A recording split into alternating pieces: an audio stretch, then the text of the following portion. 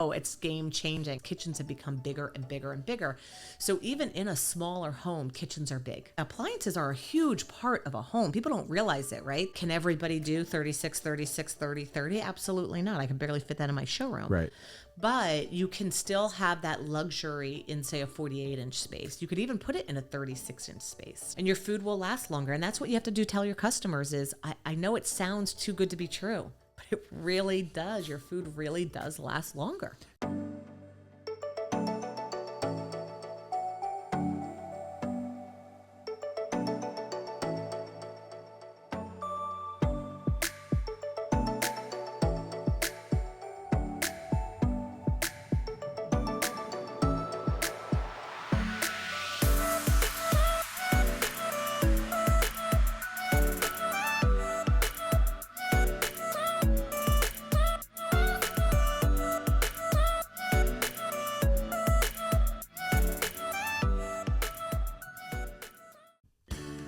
Welcome, everyone, to today's podcast episode. You're listening to the Home Design Podcast. My name is Adam Kayce, your host, and we aim to educate, inspire, and connect South Florida with the industry authorities within their trade. What if your kitchen could be more than just beautiful? Appliances will elevate the lifestyle at home. Today, we're going to be diving into the world of luxury appliances to uncover the secrets behind high-end kitchens, technology, and what every homeowner should know before they buy. All with Alexa Warner of Fuse Specialty Appliances. Hey, hello. How's it going? It's going. All right. Well, welcome. Thank you. Thank you for having me. Absolutely. Well, this is amazing. And, everything that, we aim to do, and obviously as far as what we just were going over, and we were talking a little bit, before we turn this on, but we want to bring the truth behind the industry, the authorities in their trade, to homeowners, to designers, to architects, everybody that is here in the Florida market. Yep. But before we get into all of that, this is the most challenging question of the day. Uh-oh. You ready? I don't know. Who is Alexa Warner? Who is Alexa Warner? Well, I've been in the industry. I said this this morning, and I was a little shocked. For 27 years. Okay. And I feel like I should be a lot older for how long I've been in the industry. Well, you started straight out of... I was four. Yeah, exactly. Right. And here you are today. So how did you get into the industry? Where did it start? Yeah. So I was up in New Jersey. Okay. And I started right out of college with Kohler. Okay. Which is one of the premier plumbing distributors or manufacturers in the market. And I started 5 years with them, which was an absolute wonderful learning tool. They really do a good job of taking new salespeople and training them and teaching the why behind the why, or the need behind the need, and very good mentorship program. And then I feel like I kind of started to outgrow that world and came down here to Florida and was fortunate enough to then find myself in appliances. So I came down with plumbing, but kind of gradually through some different moves ended up in appliances. And when people say, what do you want to be when you're older? I'm like, I never actually said I want to be an appliance salesperson, right. But I did want to be an entrepreneur. Okay. And it did lead me to having Fuse Specialty Appliances. And that you found your passion. You love appliances, but what you wanted to be was an entrepreneur. Yes. And here you are today. I mean, you guys are thriving, watching how you guys started, how you've evolved, where you are today. And we're not talking about a lot of time either. No, 6 years. And sometimes I look at our path. I have two wonderful business partners. It's the three of us. I often say if any one of us did it by ourselves, we'd be a mess. But the three of us complement each other so beautifully that I think all of us could look at each other and say we wouldn't be where we are today if it wasn't for the way we work together. And, it's not always perfect, right? There's sometimes a little bit of fighting and a little bit, but just like family. Just like family. Yeah. My joke is I'm actually more married to them than I am to my own husband. Right. It would be actually harder for me to get out of my relationship with them than it would be to get out of a marriage. But so it is a family, right? And we come from different angles, and I very much come from the sales side and found out that I also have a design eye, which I did know that from how I meet with customers, that I had a design eye. I just didn't know I was going to be able to translate it into a showroom. Absolutely.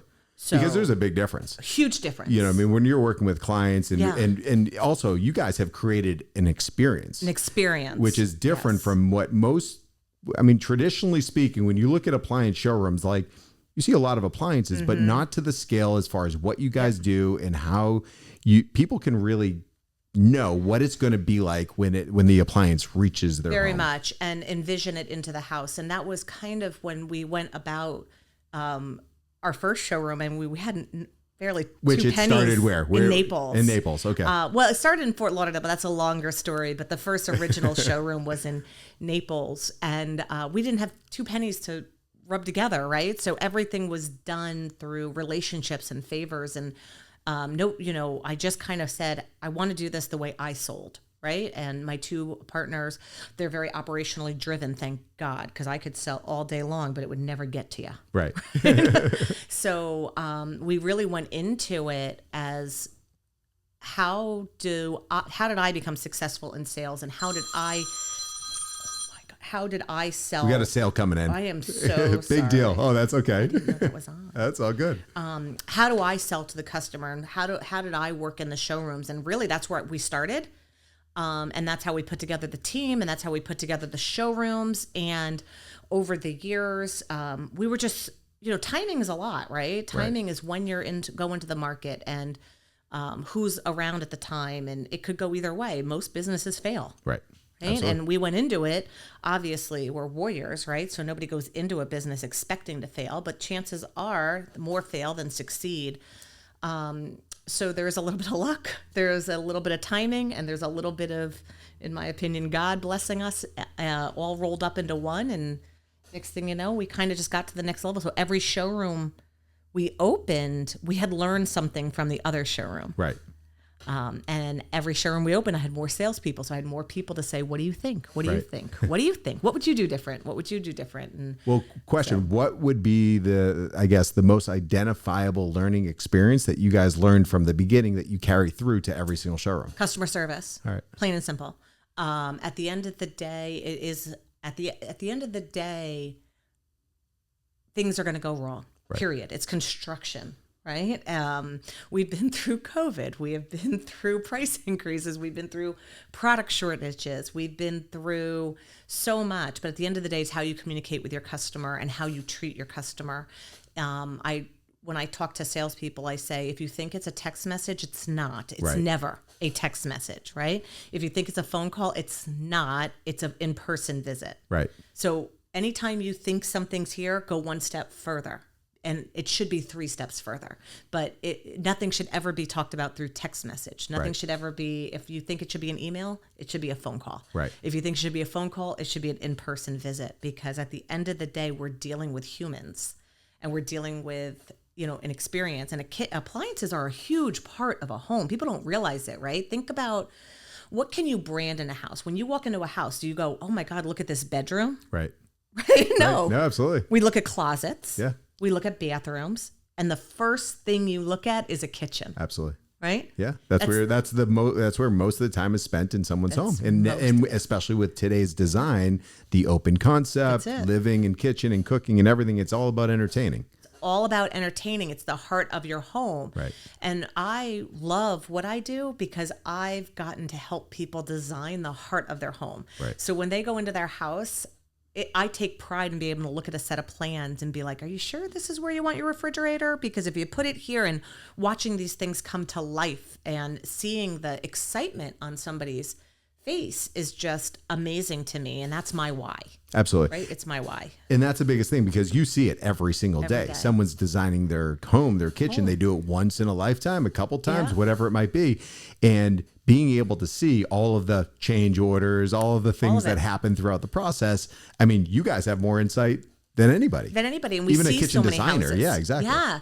And most people, when they come into us, they are not necessarily coming in with a kitchen designer. They're coming in with a designer. Right.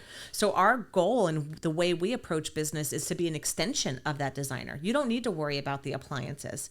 We're going to work together to design the kitchen around the appliances, and that's where our expertise comes in. Absolutely. A cabinet company. Yeah, the cabinet company is designing it, but I don't know that, I don't want to say anything nasty about cabinet companies, but I don't know if they're sitting there saying, what do you eat every day? Right. What do you cook with? How often do you eat out?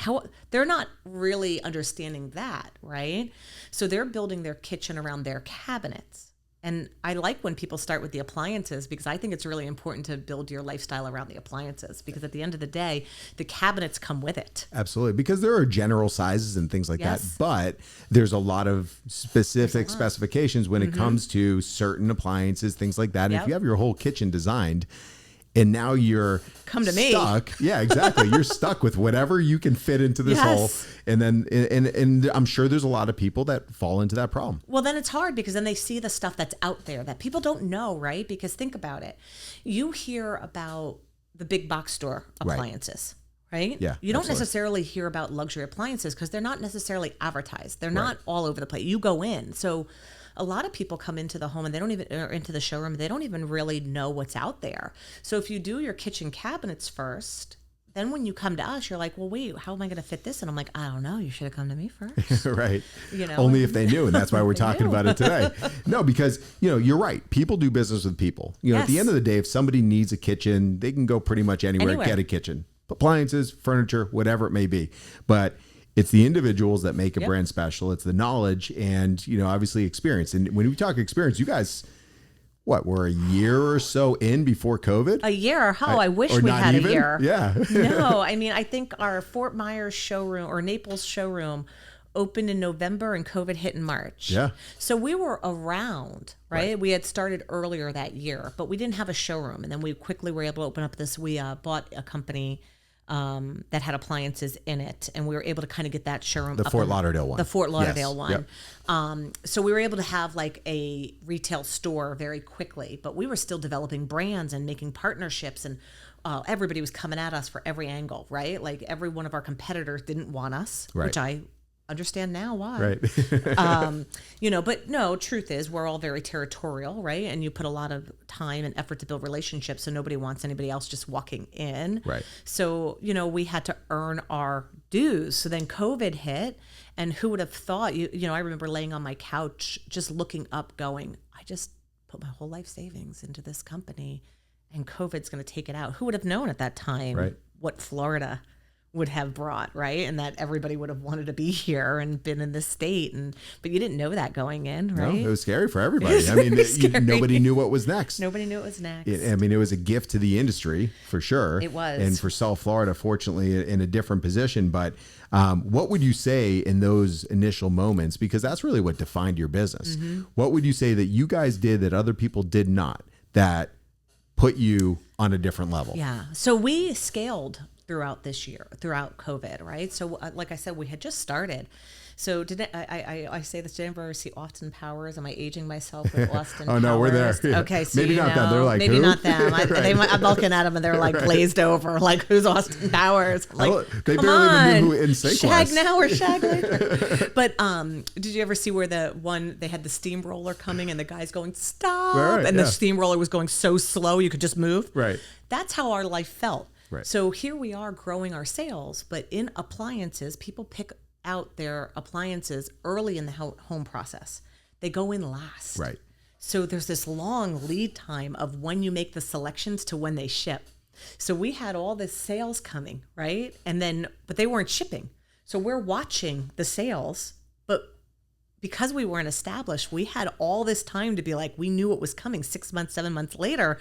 What we sold is going to ship. So we just had such an amazing ability to scale to what we saw coming, where other people who've been in the industry or already had showrooms for a long period of time, they were already shipping what they were selling. So they really got caught in the low inventory or the lead times changing. And customers would call us and say, when are you going to get this appliance in? And I'd have to look at them and be like, I don't know. Right. They're like, how do you not know? I'm like, you just don't understand. I don't know. I had a manufacturer tell me my appliances was going to push out another 6 months, right? And as I'm on the phone, they're telling me and it arrived at my dock. The manufacturers couldn't even tell us what left their own factory. Wow.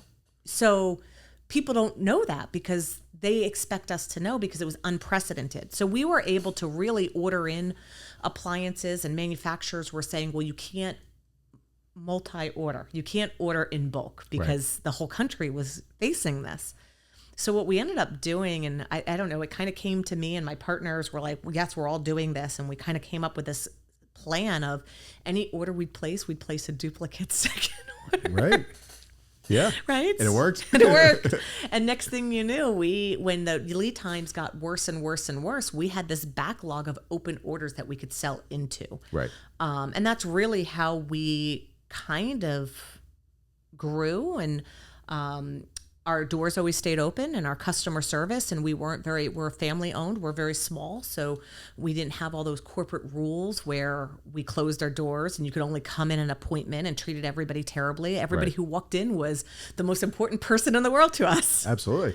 And I mean, I remember when you guys moved into that Deerfield, well, now you're huge warehouse. 4 moves. Well, Yep. Yeah. Well, I remember. Yeah, the one that you're in now, though, is the big one.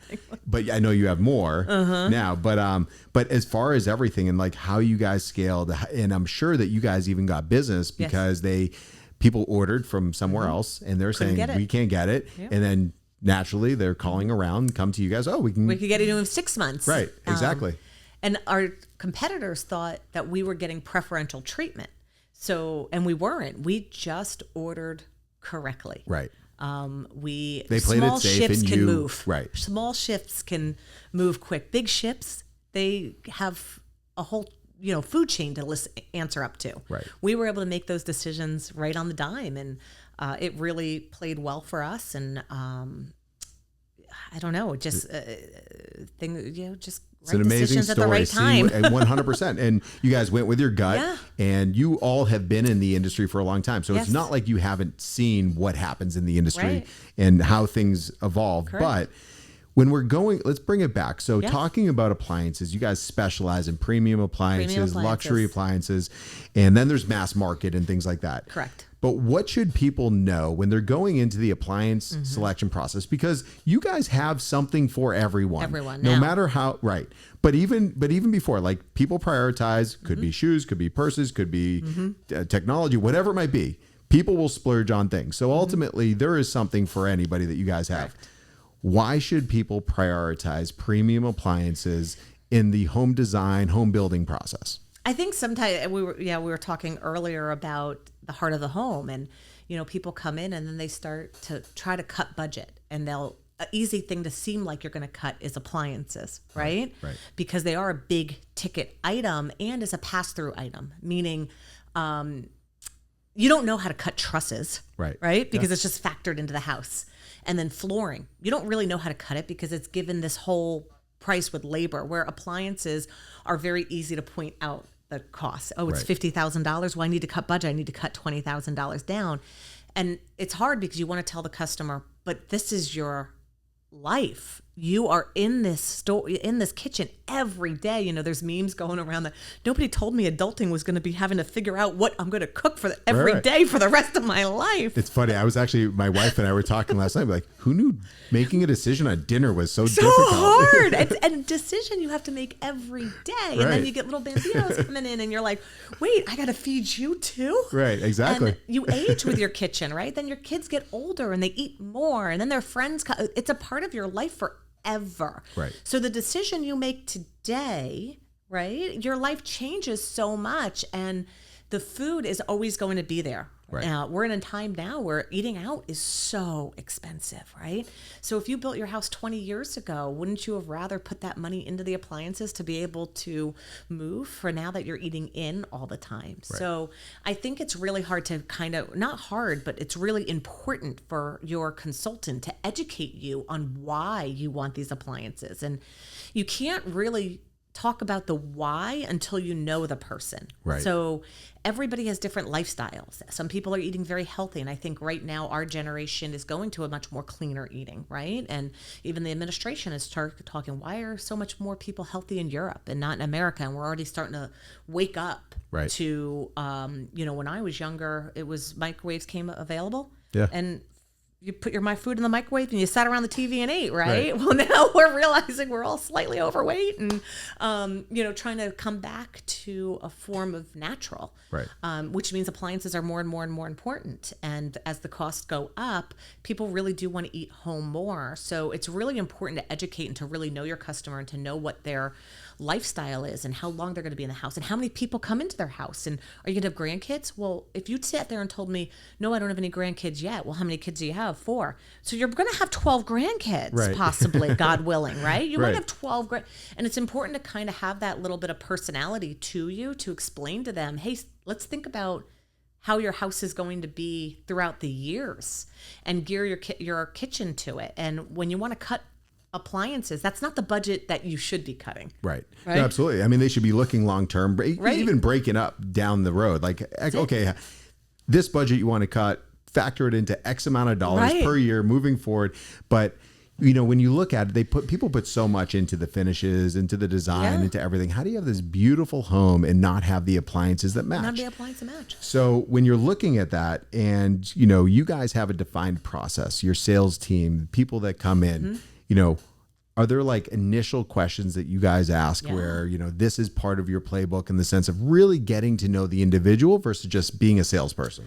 So, obviously in a company our size, you have different salespeople and different levels of salespeople, right? And if you were to really watch the great salespeople and the good salespeople that want to be great, if you were to really watch them, they all really start with talking to the customer, right? I always tell people I talk an awful lot, but I also listen a lot, right? I gather it's like a Rolodex in my head. So as you're talking about what you like and what you don't like, it's a Rolodex, and you're kind of creating a sales pitch in there. And because I've gotten to know, is this their first home? Is it their second home? What appliances have they had in the past? What do they do? Do you eat out? Do you cook a lot? Are you a vegetarian? Do you like meat? Do you like to grill? As you start answering all those questions, and you can do it in a way of, tell me your design, or, oh, this is your first home? Oh, how exciting. Or if it's their third home, what have you done in your other homes? People love to talk about themselves. Absolutely. It's one of their favorite things to do, right? Even your most introverted person loves to talk about themselves. We love to talk about ourselves, right? So you really get to learn them. And then when you start going into appliances, I tell the good salespeople, start with something that excites you. I'm a big steam oven person, right? You can't get away from me without a steam oven. To me, when somebody says, why would I use a steam oven? I'm like, oh, just ask me why you wouldn't, because that's a much smaller list. Well, it's probably an intimidating thing because they've never used it. They've never used it. So when you start talking about it, it enters into every single person's lifestyle. Even if that person eats out 80% of the time, I can still tell you why you need one. Right. So when you're listening to them and doing the Rolodex, now you're able to talk to them about their life and how this fits into their life. Right. So for me, like I go into steam ovens. That's kind of my anchor piece. Everybody has an anchor piece, right? Even your manufacturers have their flagship. For me, my own personal flagship, if I was to be a brand, my flagship would be a steam oven. And when you start talking to them, I don't even need to sell some of the other appliances, right? Because they just kind of fall into place because you've literally connected and you're trying to make their life better. And when somebody walks in, I mean, my goal is to have you happy and walking out with a kitchen that you're going to love and you're going to be in, and you're not going to walk in. And even if I oversold you, or I shouldn't say oversold you, but if you sold more, I would never want you to regret it. I want you to walk out going, that was the best over budget I ever had. well, the reality is, like, people go in, like, you guys have a boutique experience. Mm-hmm. People don't know what they want. They don't know. They know that they need, a few items. They need a stove, they need an oven, they need a refrigerator, and whatever else falls into place. And that's really what they're looking at. And you don't need to go to a boutique if you just want to look at a price, buy a price, go to a big box store. It's not for you. You guys are truly defining the experience and showing people why every single product. And it's not like you guys have just a couple of brands. You guys have probably every brand. I mean, we do. There's more probably, but as far as all of the different types of options, all of the different design aesthetics, everything that could fall into why one product might be better for an individual, because there's a product for everybody. But it all comes down to what you said. It's that relationship. It's really finding out who the individual is. But when you're looking at appliances and part of that process, and when you're looking at, okay, well, why am I going to spend $50,000 versus $20,000 or whatever it is? Do appliances increase the value of a home? Oh yeah, I think so. Because at the end of the day, a home is a business as well. A home is a business, and we all do it for investment, right? When you purchase a home, it's for an investment. I'll tell you a funny story. I live in my territory when I was in sales prior to owning Fuse was the Naples market. There's certain markets where brand matters, right? Other markets don't. You could go, when you go into certain markets, you see the Bentleys, you see the Rolls Royces, you see the Mercedes, Naples, right? We all there's a know lot it. of that. And it is. So back during the, not the pandemic, but like the recession of like 2010, some realtors, and you had a lot of that crash was due to speculative homes, right? So everybody was trying to still build homes, but they were trying to cut costs because there's so much inventory. And we put in a lower line, still a premium.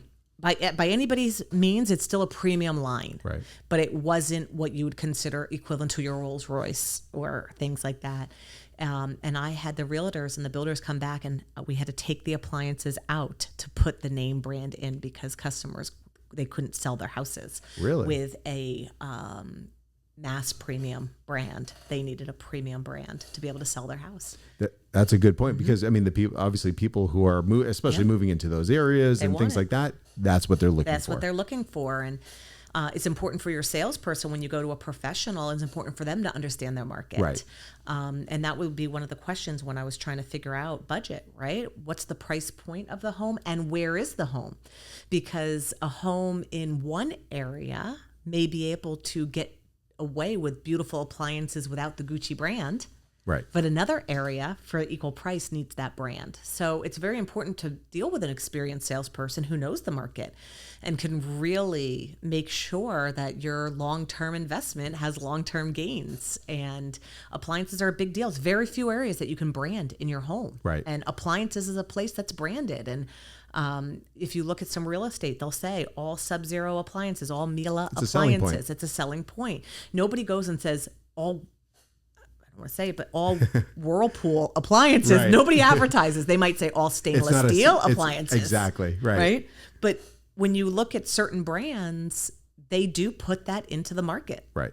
Absolutely. The marketing material. It's a badge, you know. It's a badge. When you're looking at it, because you're only going to mention what is a selling point.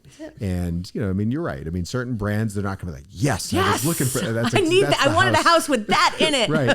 They're looking at it as, wow, Wolf is there, Vikings, Sub-Zero, whatever it might be. I don't need to spend that money. It's already there. It's already there. And that's what I want. So, when looking at it and looking at where we are today, and when you started your career, got into appliances and where things evolved, what is in your, I guess, taking your expertise and your experience over the years and where we are today, what does a 2025, 2026 luxury kitchen look like in comparison to before? So styles have changed a lot. Right. So when I first started, a luxury kitchen looked very much more commercial, had those big ranges in it, stainless steel refrigerator that was a built-in, but still your appliances stood. They shouted from everywhere. It was not a quiet luxury. It was a shouting luxury.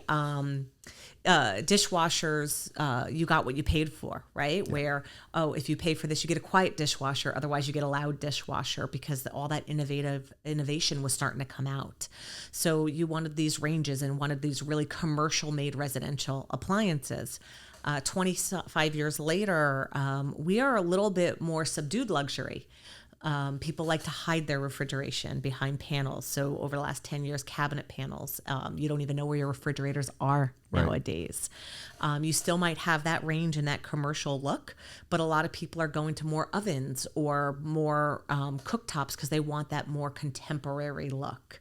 We've all gone from the Mediterranean to now the coastal and now the contemporary. And I think sometimes we're going back to the woods, right? We're going back to wood again, right? I used to say, if one more person comes in with a white kitchen, I'm going to die. You have a white kitchen. How innovative. Well, now everyone wants that organic modern look, like that white oak. That's what everyone wants today. Everyone wants it. Right. So they like this more quiet luxury, but they really want these nice appliances. So where do you brand them? You brand them in the ovens or the dishwasher, but then you have the refrigeration hidden. So people love to be able to open up and be like, surprise, here's my refrigerator. So those have changed. Refrigeration's gotten bigger. Oh my Lord. And I laugh because I have a small family. I have 2 children and a husband, and can't have enough refrigeration. It Right. seems like I'm always filling it. So refrigeration just keeps getting bigger and adding it, and where more you can add it to, and the steam cooking and the cooking in the ovens and really things like that. But then we've gotten into oversizing our sinks, right? Everybody's over that small sink. We want these big sinks and filtered water, and oh my God, the different directions of filtered water nowadays. I can do sparkling water. My tap has sparkling water, hot water, and cold water. Which would you like? Because Is that the Hydro Tap? Yes, Yeah. yes, the zip. Yeah, I have that. Oh, the zip water. The zip water, yeah, and yeah. Hydro, same. And Yeah. I was excited in my home 15 years ago just to have purified water. Right. Exactly. Right. That was a big upgrade. I felt like I was rolling. I'm like, no, you don't need bottled water. Right. I can fill it right here. Now it's like, now what would you like? How would you like your water? Would you like flavor added to it? Because I can do that too. No kidding. I mean, it's wild, like how it has evolved. And when you're talking about refrigeration, so refrigeration is a big part of the kitchen, but there is a difference as far as how effective refrigeration is. And I do want to get into that because, when you look at quality, it's not just like the durability. I mean, there's a lot of factors that goes in, but how it performs. And someone might be listening to this saying, well, a refrigerator's a refrigerator. Like, what do you, yeah. So not. So, I mean, this could go on for days, but what is like the defining difference in refrigeration? When you go into your more competitive price points, the evaporator and compressor share air. So your food doesn't last as long. Your, dry air from your freezers mixing with your moist air from the, refrigerator and vice versa. So you're getting the freezer frost. You're shortening the life cycle. When you go into the luxury appliances, and it used to be one brand kind of owned it. And that patent ended, and now all the luxury brands are kind of doing it. And then we went into column refrigeration. So you have your own evaporator and own compressor. So even when they were in one, they each work as almost like two separate put into one. Okay. So your air didn't mix. So your freezer food didn't get frost on it. Your refrigerator didn't take the cold air and ruin everything. And you could control the humidity. So your vegetables last. I mean, I remember being in sales not believing it. And I would, especially brand pitches, right? Different brands had their pitch. And I can remember bringing strawberries and putting them into the different refrigerators. And to the point where the luxury refrigeration, I would actually throw away the food because I was like, it can't not last that long. It has to be bad. It has to be. There is no way these strawberries that aren't moldy. Right. It must be inside. Right. No, seriously. And I would throw them out. And it took me a long time to really trust the system and be like, no, they really do last weeks longer than a standard refrigerator. And I had done all the experiments, and now you can kind of customize what size refrigerator you want. Do you want to do a 36-all refrigerator, 36-all freezer? I just did a video this morning of, it's boundless. I do in one of our showrooms in Boca. I have a 36 refrigerator, 36 freezer surrounded by two 30-inch wine coolers. Oh, wow. Right? And just a beautiful wall. Big wall. Yeah. It's a big wall. It's a beautiful wall. Yeah, absolutely. That's incredible. Wall. And, but you'd be surprised how many people want it, right? But when we go into different price points, obviously for something like that, you need a large home and a large kitchen. And when you look at floor plans, I'm in construction, so all I see is floor plans all day long. Kitchens are taking up more and more and more of the house, right? And we can move walls because kitchens have become bigger and bigger and bigger. So even in a smaller home, kitchens are big, right? But can everybody do 36, 36, 30, 30? Absolutely not. I can barely fit that in my showroom. Right. But you can still have that luxury in, say, a 48-inch space. You could even put it in a 36-inch space, right? Okay. And your food will last longer. And that's what you have to do, tell your customers is, I know it sounds too good to be true, but it really does. Your food really does last longer. And there's so many different applications and design styles because there's also refrigeration that's just pull out that say if you don't want any uppers. Yet. I mean, I mean, it's incredible. I mean, there is an application for everything. Everything. I'm sure different brands specialize in different components of how it's installed or what the aesthetic is. But looking at all of the different types of appliances, talking about indoor, and then we're going to go into outdoor. Please. So there's a steam oven. Let's run through all of the different types of appliances that exist. Okay. Just so, like in the sense of like that goes into most homes. I mean, there's all different types of appliances, but to run off into that for the things that people should consider if they're thinking about, or if they're building or remodeling or think about replacing appliances, what are all the appliances that? So you obviously start with your refrigeration, right? Every house needs a refrigerator regardless. Right. So now we're into size. So that's a really big thing on what we can fit. So you have your refrigerator, freezer. Then you can have your add-on, which would be your wine coolers or beverage center. So a wine cooler could be tall, and then you could go into like what you said, under counter refrigeration, which is boundless, right? We do beverage centers, wine centers, extra refrigerator, drawers. So again, getting to know your life cycle. Somebody who has a wine room, right? Yep. You can also say, well, I don't need a wine cellar. Well, what, you're going to keep them all in here? How about let's bring them out into the room where people can see and show off it. And, that's how you could always find a way to put something in, right? So you start with your refrigeration because everything needs it. And those are the add-ons, which I usually save add-ons to the end. But when you're going into the kitchen and talking about refrigeration, you really do have to kind of make room for that. Now you go to your ovens. Oh, your cooktops. So you have induction, which is the newer version of electric, but that's where it stops. They both use electricity. That's the only thing that's similar. People are like, oh, induction's electric. Well, okay, it uses electric. Right. That's about it. Or you have a gas cooktop, and then you have a range top, and then you have the module units that can go with it. And then somebody might want a full range, and the range is where you have that could go up to 60 inches wide, right? Absolutely. And then you have the ovens below it.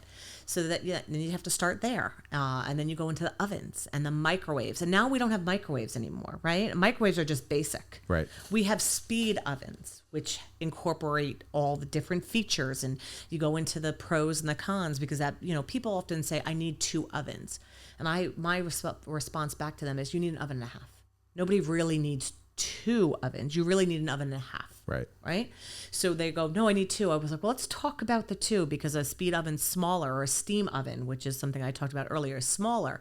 But once they see what you're actually cooking and how you utilize it, you're like, you're right. I only need an oven and a half. I'm like, I know. Told you. I always tell people, if you just listen to me in the beginning, we could cut a lot of this out. But that's just my little thing. There could be a lot of sleepless nights of arguing about, okay, well, we getting the steam, we getting the 2 ovens, we get yeah. And then I can figure out a way to get your steam oven and well, I need a microwave. I'm like, you need a whole entire microwave for 30 seconds a day. Right. What do you do in a microwave? Well, I heat up my coffee. Oh, I can sell you a coffee maker. Right. Let's talk about a coffee maker. And then you go to your dishwashers, and then your sinks, while they're not an appliance, they are a big part of your kitchen. So you talk about your sinks, and we do sell some luxuries. The galley is incredible. It's incredible. Oh, it's game changing. I didn't believe it, and I didn't put it in my house, and everybody told me we should, and I was like, no. And I'm your example of, no, I don't want to pay the money. And then after I put it in, I'm like, why did I not do it? Because then you add your filtered faucets and your zip and all of that, and that's just your kitchen, right? Exactly. And how many dishwashers do you need, and how many ovens do you need? I can tell you, I need a lot. For my non-cooking. Right. And then, like I said, you add your coffee maker, and there's just all sorts of stuff, and that's just your kitchen. Just your kitchen. It's incredible. Are you seeing, we go in and out of a lot of luxury homes and things like that. We do a lot of video production. We go into a lot of homes where they're having now like coffee bars or bars in the master bedroom and different areas like that. Yes. Are you guys seeing that as an ask more and more? Yeah. So I will say, often when people go and put the coffee in their bedroom, they don't go and put a built-in coffee maker in their bedroom just because that's expensive, and that's an area where even the rich of the rich, maybe not the rich of the rich, but even the luxury kind of say, that's a little, but they will put the under-counter refrigerators, and that's where you say to them, yeah, but you need the coffee system. And our good, you talked about our good salespeople. Our good salespeople will start with, can I offer you a cup of coffee? Right. And when they say no, I have one salesperson, I'll say, well, come with me while I get a cup of coffee.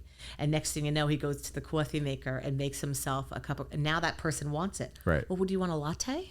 Or do you want a cup of, right? And next thing you know, now you're bought in. Or you have a whole barista right in front of you. The whole thing right there. Or we'll say, how about water? Well, yeah, I'll take a cup of water, or I'll take a bottle of water. Oh no, we don't do bottles. Right. And then we walk them over to the zip and we show them, now, do you want sparkling water or plain water or hot water? What kind of water, right? And next thing you know, you're creating an experience. Right. You're showing them what can be done in your house, right? Absolutely. By never asking a budget, right?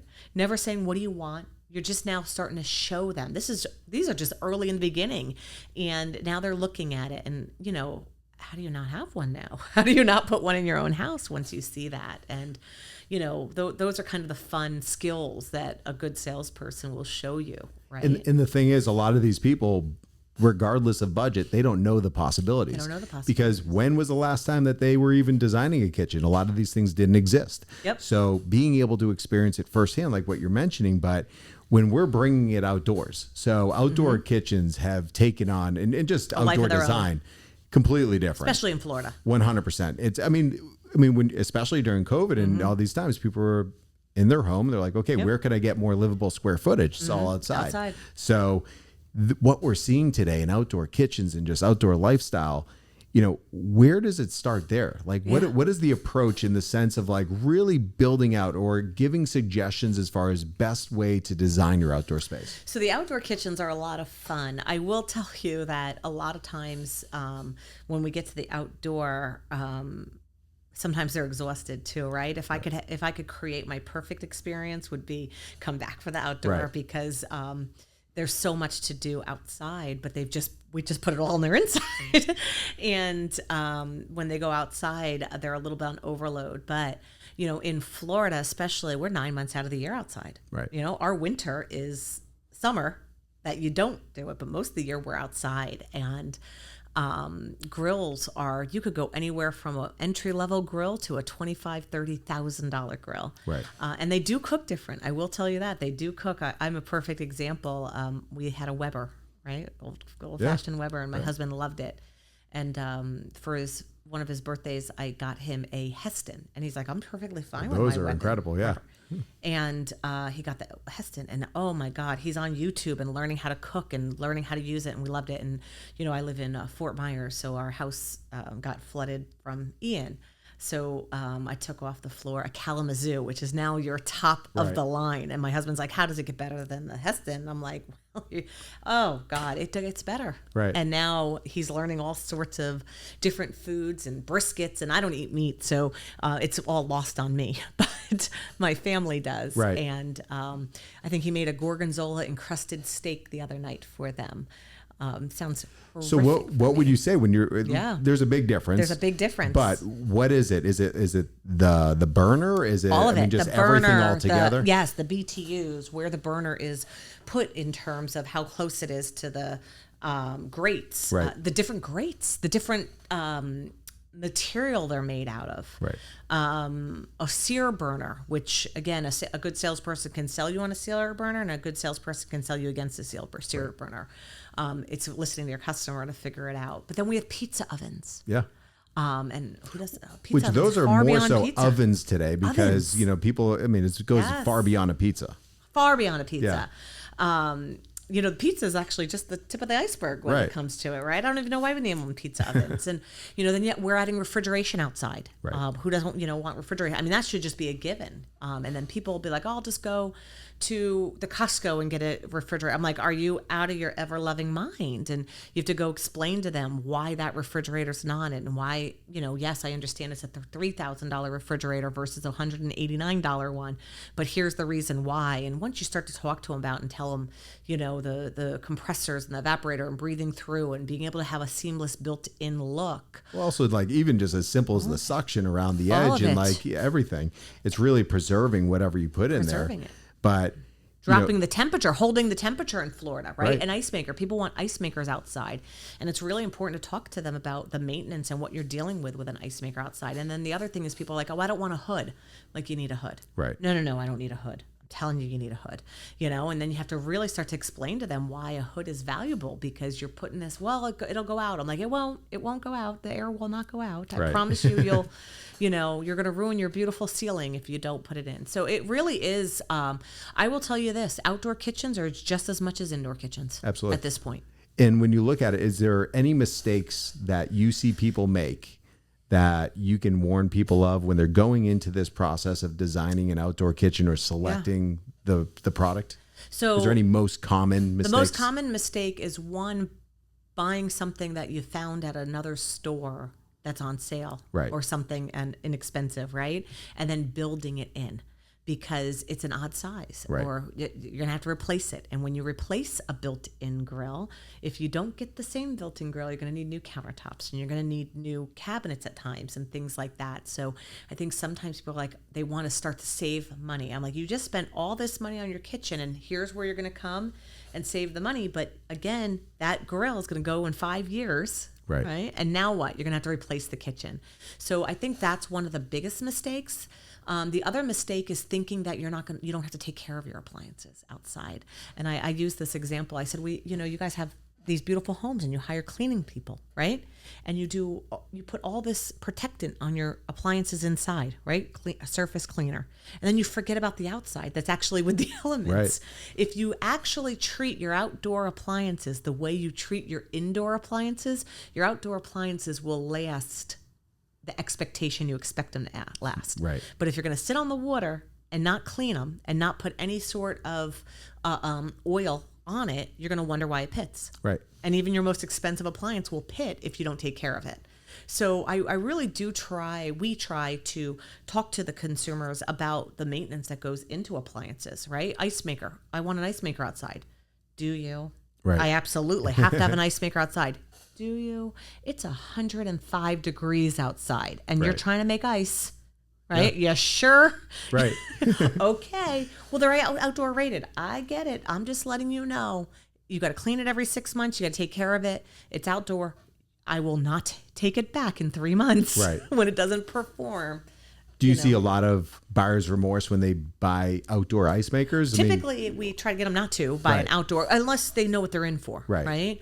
But yeah, some of it, because they're high maintenance items. And ice makers, just the types of ice and everything. It's incredible. That's a whole lot. We didn't even talk about ice podcast makers. In itself. Yeah, we could do a whole entire thing on ice and the different types of ice. And the reps always want me to put their ice maker on the floor, and I'm like, why? Just give me your ice samples. All I'm doing is telling, what ice do you want?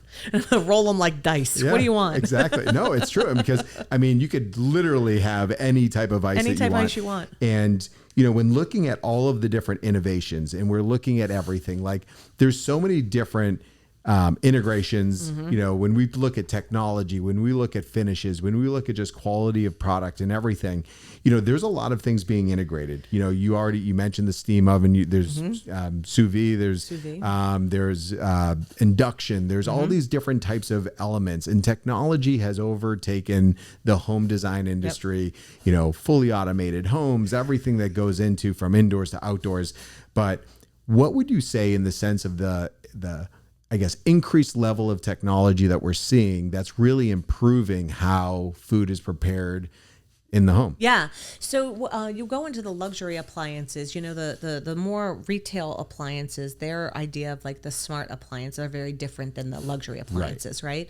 They often get intertwined, where the smart appliances in the retail stores are door-and-door ice, or they'll put cameras in their refrigerators, or very kitschy things, right? That are really geared towards the younger first-time home buyers that are very into technology, right? What the technology that's changed in the luxury appliances, and let's be very honest, the higher end of the appliance you go, the older the client is. Right? Absolutely. And now I do know that's been changing, and we are seeing a lot of people in their 30s and 40s coming in for luxury appliances. So we have seen that changing. But overall, by the time somebody's building a home of that size, that it's putting these type of appliances in, they are a little, I don't want to say older, because I don't want to say I'm old, but they're, they're not 20. Right, exactly. It's not their first home. It isn't. But, people get afraid of certain appliances. We talked about a steam oven. Well, when you show them how to cook with a steam oven, a lot of this technology is built right in. So it's not the kitschy computer stuff. It's more as I can go in and hit a button that says asparagus. Right. How do I like my asparagus? I like it medium. Hit it. And then I fill the water, and it's done. And it cooks it for you and turns it off, and it's fine. So while it's a heavy technology, it's not overwhelming. Right. Where I've got to play around and get the base at a certain level and all that. No, it's really right there. It's simpler than an iPhone. Well, they did all the work for you. They did all the work for you. So a lot of that higher end innovative in the luxury appliances is really almost like smart cooking in a sense, where there's a recipe guide in there. Now you can get into storing your own recipes. And I'll tell you what, I can't figure half of that out, right? But I do love being able to go into a steam oven and cooking asparagus correctly, or reheating things, and doing all of that, and really just doing it for you. Right. The other thing is just being okay playing around with stuff too, right? And that's what we have to tell customers. I had a salesperson, you were talking about different sales like things, and I had a salesperson teach me something a couple years ago. And you go into these new appliances, and some of these doors are very heavy, or they want a traditional range, but they're of a certain age, right? Right. And you turn around and say, he goes, he doesn't open anything. He actually tells the customer to open, and he says, lean down and open this and pretend you're taking out a turkey. Right. And all of a sudden you're like, oh, now go it into the wall, and at your height, hit to you, and now do it.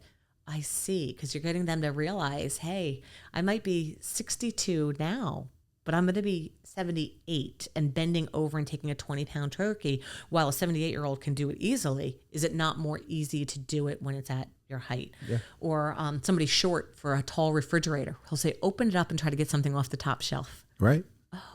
You're right. Okay, let's find something. So that's where it's really important to understand your customer and what they're comfortable with technology. Well, it's also them not realizing it until they experience it. And that's why what you guys have done is so important when it comes to the showroom experience. Yes. So looking at everything, I mean, there's a lot that goes into everything when it comes to appliances. Yeah. So a lot of these brands, there is zero technology. And we're just talking, I mean, for example, Blue Star, yes. But you can get any color you can possibly imagine. I mean, so there are things like that goes into the appliance world where it's not just the technology, it is the old fashioned quality product, but they have different bells and whistles that give it a different feel and make it truly a feature. Yeah, Blue Star is a fun brand. They're all made in America, and that's a huge selling point, is that they are all built and manufactured right here in America. You can really customize it to whatever color you want, whatever trim. They also do something that nobody else does, is you can customize how you want to open the door. So we're so used to seeing an oven where the door comes down. Right? Absolutely. Blue Star, you could open sideways. Right. And when you think about it, people go, why would I do that? When you show them, when you open it, you got to now reach over. When it goes sideways, oh my Lord, right? I want it sideways. And you could do that. And then they have that old, strong, show me the gas coming through it, and that heavy duty cooking. And that's what they're known for. But even they now have an induction range out. Oh, do they? They even took their beautiful, beautiful range and put an induction cooktop on it. And it's probably one of the most beautiful induction cooktops I've ever seen. That's incredible, because those are beautiful. I mean, the beautiful appliances. I mean, these are design elements. Like this is not just heart of your home, of your home. 100%. Because I mean, you want a feature piece, whether you're talking about a feature wall, not often is it featured cabinetry. I mean, cabinetry is just beautiful. And it's supposed to be integrated. But when you have that beautiful range that just stands out and defines a space, you can tell a lot about the individual, just how from they're that cooking. personality. 100%. You can have polka dots, you can have whatever else. We have another brand that's a lot more French looking, which is La Carnue. And these ranges are like $60,000, $70,000, $150,000 for just the range. Right. And you do it. And when people come in, one of the questions I ask people is, do you cook? And people laugh at me. Right. Because if you cook, you laugh at me, right? Those that don't cook, nope. Yeah. I don't cook. I was like, I just want to know if we're doing a show kitchen or a user kitchen. Right. Because that's a big question to ask. Is this for show?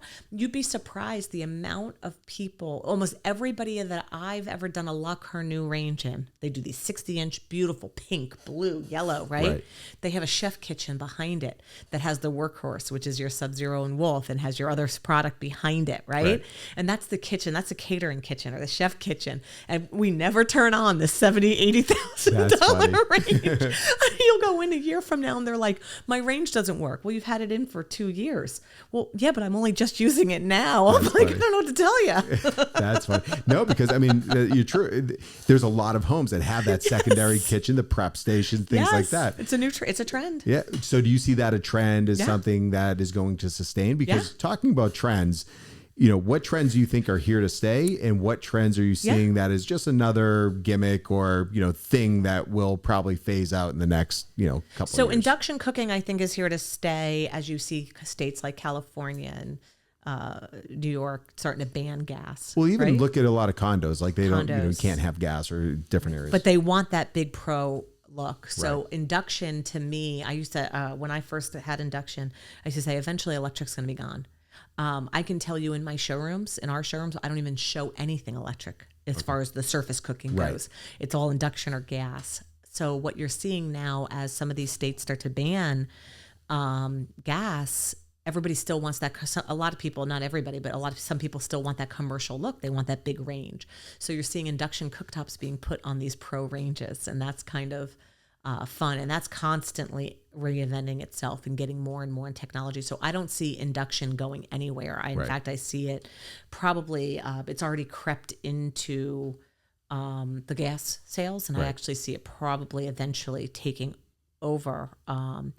Because you just don't know who's going to be in office, or you Right, could ban exactly. it nationally soon, right? 100%. In fact, we got pretty darn close to it, and then it changed, and now I think you're seeing people go back to the gas a little bit, but that could change in 3 years and 2 months. Yeah. So you don't know. So that's something big. The other thing that you're seeing a lot of is secondary kitchens. Like you said, different size pantries and putting additional appliances in the pantry. People have dishwashers because that's where they put their, and then I tell them when they put one in the dishwasher, when they put a dishwasher in the pantry, I often say, are you putting your glasses there? Well, no. I said, then you're never going to use it. Right. Well, why wouldn't I use it? I said, you're going to tell me you're going to go and bring the dishes over to there, and then when they're done, bring them all the way back to your kitchen. Well, no, then you're not going to do it, right? So you I say, let's put an ice maker, let's put a under-counter refrigerators, but you're seeing secondary ovens. You're seeing, their kitchens want to be clean, so they'll put their dirty appliances, right? Their usable appliances in behind a door. And I see modest size homes that have big walk-in butler's pantries or pantries that are huge, and they have appliances in there. That's amazing because, time evolves, and especially people are doing more and more entertaining and things like that. And you mentioned, politically things can change. You don't know Tomorrow. what's going to happen tomorrow, in 3 years, 10 years from now. And when you design a kitchen, you're designing it not just for the next couple of years, you're designing Life. it. Exactly. So when you're looking at everything and, tariffs have played a big role in what's happening today. You mentioned Blue Star. Things are made here in the U.S. Yeah. Interesting to hear how U.S. brands have been affected versus products that are being brought in from overseas. But how is the industry, how's the appliance industry being affected by increase of tariffs? And I mean, that's on the news all day long, and just how industry is changing. Yeah. Tariffs for us in appliances is interesting, right? It is an interesting political thing because components are made all over the place. So even if it's all built in America, pieces come, right? Right. And then when it is built in America, I laugh a little bit because we always say you want your factories workers making a livable wage, because we've kind of changed what minimum wage and livable wage is, right? They're now one and the same. Right. When it Absolutely. used to be minimum wage was not the same. Right. So you want your factory workers to be paid, but then you want to go and buy something overseas that is made with slave labor at less money, right? Right, So exactly. you don't want to actually support the businesses because you say made in America gets too expensive, but you want everybody to survive and make a lot of money, but then you don't want to pay for it. So it is kind of evening out the playing field. So if you stand on that, but what I find with tariffs is the minute they were announced, we got price increases, right? And now the price increases were whatever, 5-6%. They haven't changed even as the tariffs changed. They Right. still haven't. But we've had about 40% price increases over COVID. So over the last 4 years, our appliances went up anywhere between 30 to 40% in a very, very short period of time. Right. And we all accepted it, and business hasn't changed, right? People are still buying. Right. I think now that it's labeled a tariff, it's something to kind of be mad about because it's labeled a tariff. But the reality is before COVID, I got a price increase of 3 to 5% every single year, like clockwork, right? So I think that the price increase would have come regardless. We would have figured out another reason, and the tariff is what we're blaming it on.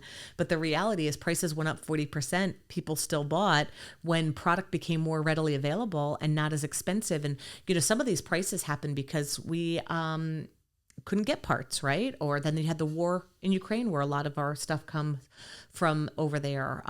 There's always been something that has created an increase. But as those things became readily available, we never saw the prices go back. Right. So... Yeah, because people are paying them. Why? They're paying them. Less? Why? Yeah. So I think that what you're seeing with the tariffs is it's a reason for the prices to go up. And as the tariffs get pulled or change, the price for us hasn't changed. Right. Exactly. Nobody's going back and saying, just kidding, we're taking back that price increase. Nope, they're keeping it. So I think you see a price increase every single year. Some years we had heavier price increases than others in my 25 years of selling appliances. Sometimes I had a 3% price increase, which most of us could absorb, right? Easily. Then you pass it on to the new customers. But, and then during COVID, when we were getting 12% every 6 months, you had to call up your customer and say, you've got to pay it. Right. The tariff price increase that I've seen is around that 5-6% mark. I think through COVID, customers are used to us going back to them and saying, price increase, take your appliances now or not. And I'm sure it's in your contract now too. Ooh, so we had a funny story. I did have one price increase change. I had a French manufacturer. They did a line item price increase. They did a tariff because they wanted to be able to flex. Gotcha. Right? They wanted to be able to take it back and say, well, if the tariffs change, we can change our... Do you know they got so much pushback from the distributors that they wanted to actually in the pricing? So they actually took away the line item for tariffs and actually just did a price increase. Right. So now what happens if the tariffs change? It's the same. Yeah. No, somebody's making more money. 100%. And that's the thing. I mean, it's just whatever you can blame the increase on. Before COVID. The COVID effect was real. Stainless steel's caught through the roof. Right. No, seriously. I mean, and people wouldn't question it because, COVID. Easy now as we that. just have somebody to be mad at. Right. 100%. And people have their agenda in the sense that they want to blame. They want to put blame on whatever they can. But when looking at everything, so importing, exporting, tariffs, inventory, all of these different things, when someone is going into this process, so we know that look at appliances first before you start designing appliances. Exactly. But what is the lead time today? Not COVID, but today. So tariffs having a little bit of an impact on lead times as well. Just because people are getting mad. We've been in this little war, which, we should have, knew going into 2025. Right. That there's no surprises. Right. No, right. Absolutely. We knew what was going to happen. We signed up for a year of chaos, in my opinion, but, or you didn't. But you're stuck with it. So you're either stuck with it or you signed up for it, right? One way or another, you got a year of chaos. I will say that some of the lead times are creeping back up. We were finally getting into what I considered a little bit more normal of a cycle. Okay. And now I would tell you some of the lead times are creeping up again. I don't actually know why that is. I don't know if it's because we were in an influx where you're either getting a tariff or you're not. So our sales have been very consistent. We haven't really seen our sales go down, but our lead times have been changing. Okay. So that is hard to keep up with just because. Is there like a general, figure, a number in the sense of like, if you're starting to plan your kitchen design or if you're building a custom home, give your appliances X amount of time? Oh, always 6 months. Okay. So the thing is cabinets take about that anyway. So to me, order it. What we get challenged with is when for us to order it. Right. Because what's happening is the lead time, you think you need them in 6 months and 6 months can turn into a year. Yeah. Extremely easy, right? Because the house isn't done. So how long do we sit on it and how long do we wait for it? And that's a challenge for all, not just Fuse, but for all the industry, especially in appliances. Right. Is, it's the first ordered, last installed. Right. So, I love when a builder calls me up and I couldn't get something or something isn't available and they tell me I'm holding up the job. And I'm always like, I had your appliances for 6 months. Right. Exactly. Pretty sure I did not hold anything up. Right. But, and then trying to get it because, what's that lead time? What's that timing? And it's a very, very, very challenging part of business ownership or distribution of this time as to when to order, when to bring it in, when to let it go. Right. How long do you sit on it before you give it to somebody else who's waiting for it? Right. So the thing, do you still practice ordering, not double ordering at all? Yeah. So I don't. it's just a matter of playing with timelines. Playing with timelines. Because typically it's not going to be one person ordering a product. Correct. I mean, there's going to be multiple. 80-20 rule. Right. Exactly. Yeah. Right. Yeah. So the ones that we kind of get hurt on are those one-offs. So, you order that piece in, the job pushes out 5 months. Right. You've got it in. Yeah. Somebody else wants it. You're like, well, that job's 5 months. Okay. And then you can't get it in because the lead time changed. Gotcha. Those are the one-offs. The stuff that we sell all the time, even though we might not still practice that double ordering, we do constantly have, we're not a small company. Right. So we have years of POs on order, right? We have so much on order. So it's very easy to take and to shuffle things around on 80%. Even I would actually gather to say 92%. You got that 8% of those offshoot items that are a lot harder to predict. No, that's a good point. And also when people are building a custom home, and these homes, they take 24 months or more. How often does the perspective of the homeowner change to what they actually want in their home? Because 2 years, new product can come out, things can change. How much is the appliance industry as far as what's being brought to market change? So you're kind of stuck in appliances when you order them because your electric is built in your house for it. Right. Your cabinets are built around it. So it's not as easy. At that 6 month mark, you're kind of locked in. Right. Changing it is no longer overly an option because unless you're willing to change your cabinets and to change everything. Higher end appliances do not change the way lower end product does. It's kind of like a Mercedes, right? Not a lot's changed. Right. Different things have come out, but not a lot. And appliances are very much the same. You can look, they'll go through a big revamp, but it's not often, right? So, you take some of your luxury, it might be every 10 years they go through a big revamp.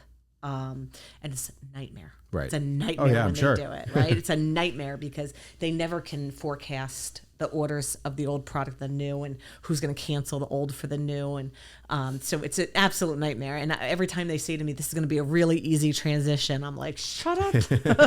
Easy for you to say. To who? To who? Right. Not to me. That's but fine. Appliances, luxury appliances do not change a lot. And when they do, typically they're the same size. Right. So it's fairly easy. But when they go through a major overhaul, like I'll tell you, at one point Sub-Zero had 80-inch tall refrigeration and they got rid of it and they went to 84. Oh, wow.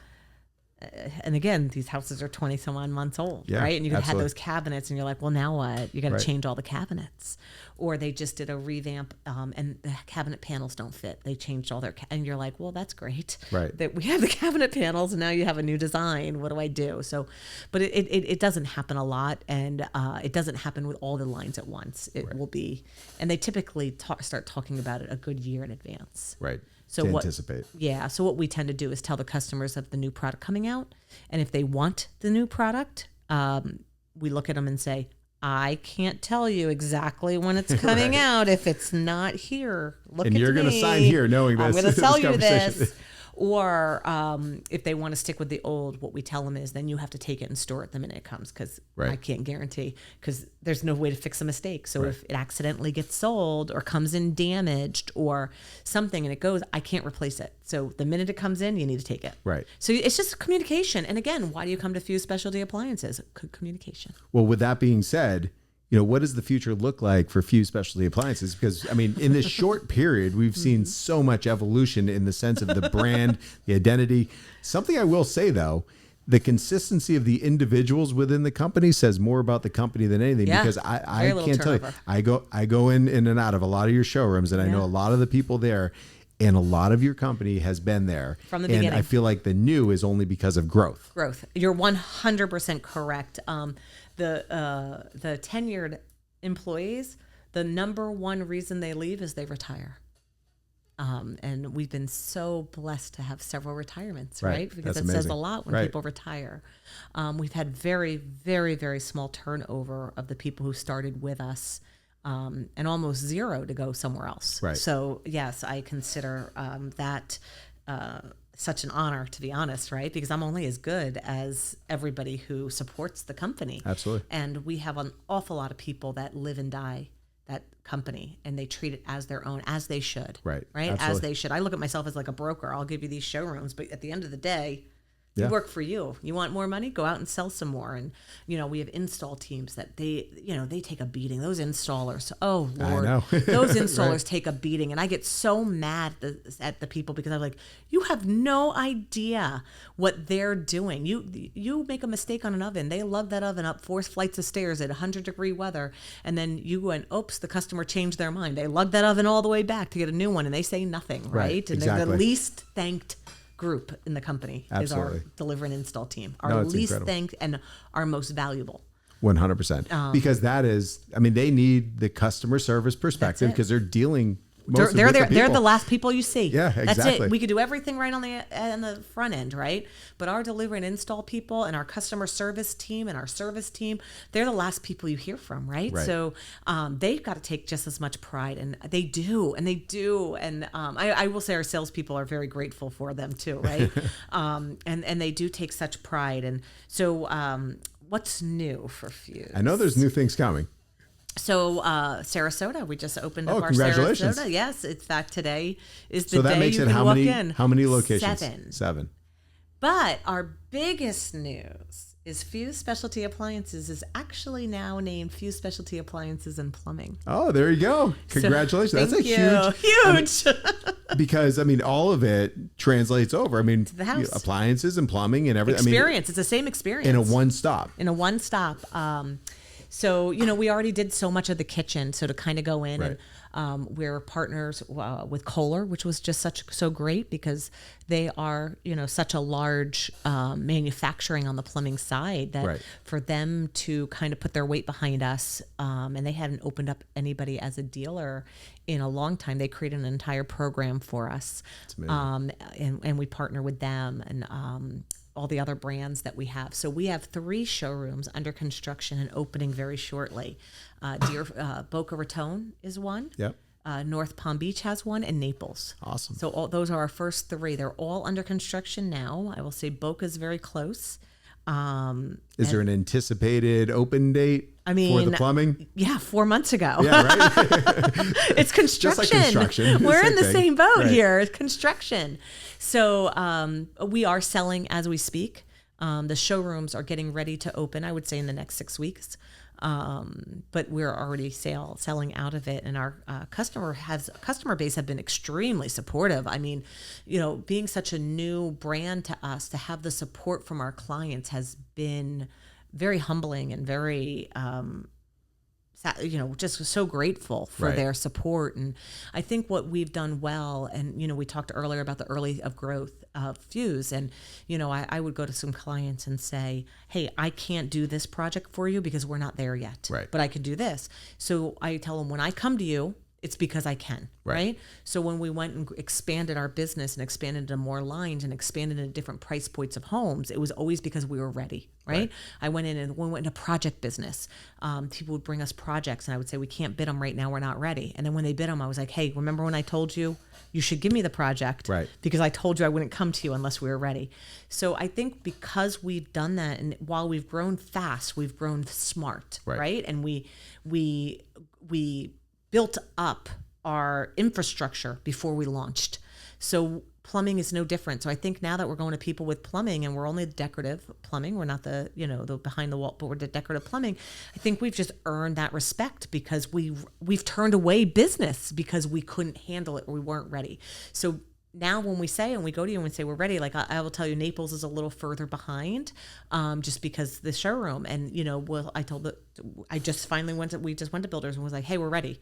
Remember when you wanted to buy it from me 6 months ago and I said no, ready now. So I think that's earned trust. And also, like when you look at it, so you guys have these established relationships for appliances, and these builders, these designers, different people, they had established relationships for plumbing. Correct. And for them to seamlessly move everything over to you guys, that's impressive. And that really comes down to the individuals within your brand. Comes down to our sales team too, right? 100%. And I tell the salespeople, Fuse is built, our logo is 2 intertwining circles, right? Yep. And I tell the salespeople, you are the latch between both circles, and we intertwine. Our logo is basically our motto. Right. And I tell the salespeople, everything starts and ends with you. The customer comes in many phases: the builder, designer, the cabinet company, the architect, the homeowner yeah. all comes to you. Your job is to close that circle.